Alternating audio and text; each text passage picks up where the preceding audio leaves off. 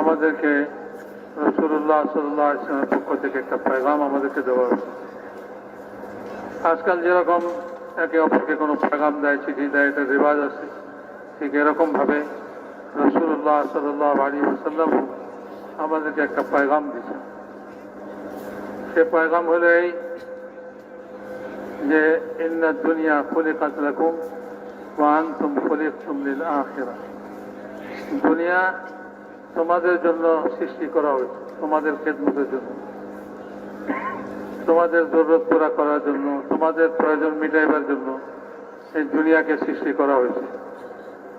তো এই দুনিয়ার সব জিনিস আমাদের জন্য সৃষ্টি করা হয়েছে। শুধু সৃষ্টিই করেন নাই, আল্লাহ তাআলা বলেন আমি এই সারা দুনিয়াকে তোমাদের কাজে লাগাইছি। সৃষ্টি করেছেন, সৃষ্টি করে আমাদের কাজে লাগাইছে, যে আমাদের কাজ করবে, তারা এই দুনিয়া আমাদের কাজ করবে, আমাদের সব প্রয়োজন পুরা করবে। তো মেরে মহতারাম দোস্তার বুজুর্গ, দুনিয়া আমাদের জন্য সৃষ্টি হয়েছে এবং আমাদের খেদমতের কাজ তাকে লাগানো হয়েছে। এটা তো হলো সুসংবাদ যে সারা দুনিয়া তোমাদের জন্য সৃষ্টি হয়েছে, সুসংবাদ লোক। তো নবীদের পদ্ধতি এটাই, নবীরা মানুষকে সুসংবাদের লাইনে উঠান, সুসংবাদ দেন। তো এটা একটা সুসংবাদ যে সারা দুনিয়া তোমাদের জন্য। আল্লাহ তাআলা কোরআনে পাকের মধ্যে বলছেন নবীদেরকে আল্লাহ তাআলা এই জন্যই পাঠাইছেন দুনিয়াতে, যাতে তারা মানুষকে সুসংবাদ দেয়। ওয়া মা নুরসিলুল মুরসালিনা ইল্লা মুবাশশিরিন ওয়া মুনযিরিন। তো সুসংবাদ দিবার জন্যই নবীদেরকে আল্লাহ তাআলা পাঠাইছেন। নবীরাও তাদের উম্মতকে সুসংবাদের লাইনে উঠান, তাদেরকে সুসংবাদ শোনান। তো এটা একটা সুসংবাদ। হাদিসের এই টুকরাটা ইন্নামাদ দুনিয়া খুলিকাত লাকুম, এই টুকরাটা এটা হলো আমাদের জন্য সুসংবাদ যে সারা দুনিয়া তোমাদের জন্য সৃষ্টি করা হয়েছে, তোমাদের খেদমত করবে, তোমাদের প্রয়োজন মিটাইবে। এরপরে আমাদেরকে কেন সৃষ্টি করা হলো এইটা শুনেছি, যে আমাদেরকে সৃষ্টি করা হয়েছে আখিরাতের জন্য। দুনিয়াকে সৃষ্টি করা হয়েছে আমাদের জন্য, আর আমাদেরকে সৃষ্টি করা হয়েছে আখিরাতের জন্য। দুনিয়া চিরস্থায়ী থাকার জায়গা নয়, ক্ষণস্থায়ী জায়গা, এবং এখানে কেউ চিরস্থায়ী থাকবে না।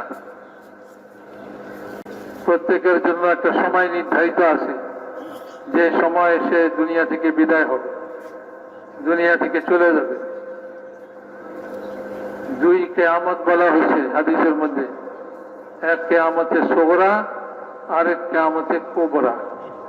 সগরা মানে হলো ছোট কিয়ামত, আরেকটা হলো বড় কিয়ামত। মানুষের ব্যক্তি হিসাবে প্রত্যেক ব্যক্তির জন্য একটা কিয়ামত, আবার এই সারা দুনিয়া সবটার জন্য এক কিয়ামত। তো মানুষের জন্য, প্রত্যেকের জন্য যে কিয়ামত, সেটা হলো তার মৃত্যু, তার মওত। মান মাতা ফাকাদ কামাত কিয়ামাতুহু, যে মারা গেল তার কিয়ামত শুরু হয়ে গেল। মেরে মুহতারাম দোস্ত আর বুজুর্গ, আর দ্বিতীয় যেটা বড় কিয়ামত হবে সেটা হলো সারা দুনিয়া ধ্বংস হবে এবং সারা দুনিয়া আল্লাহ তাআলা শেষ করে দেবেন দুনিয়াকে। তো সেটা হবে বড় কিয়ামত। তো এই যে ছোট কিয়ামত, আমাদের প্রত্যেকেই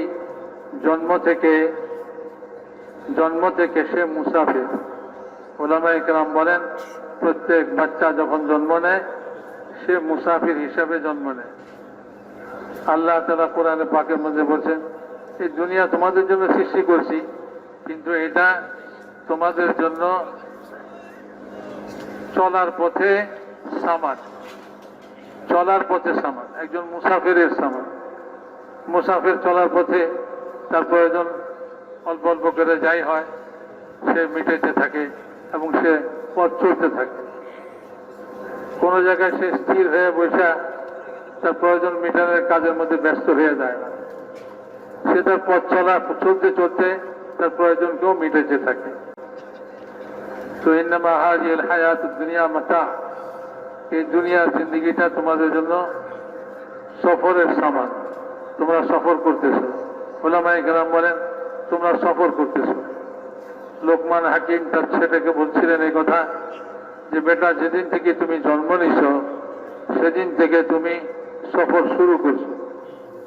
তোমার সফর কোথায় শেষ হবে, কখন শেষ হবে, এ কোনো মানুষ জানে না, এটা আল্লাহ তাআলার ইলমে আছে। তো মানুষ কখন সফর শেষ হবে এটাও আল্লাহ জানেন, কেউ জানে না। কখন তার মৌত হবে কেউ জানে না। এমনিভাবে কিয়ামত কখন কায়েম হবে এটাও মানুষ কেউ জানে না, সব আল্লাহ তাআলার ইলমের মধ্যে আছে।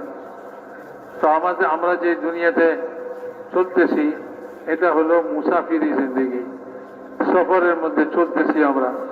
আমাদের শেষ ঠিকানা মৃত্যু হবে, মৃত্যুর সময় আমরা আমাদের শেষ ঠিকানায় পৌঁছব।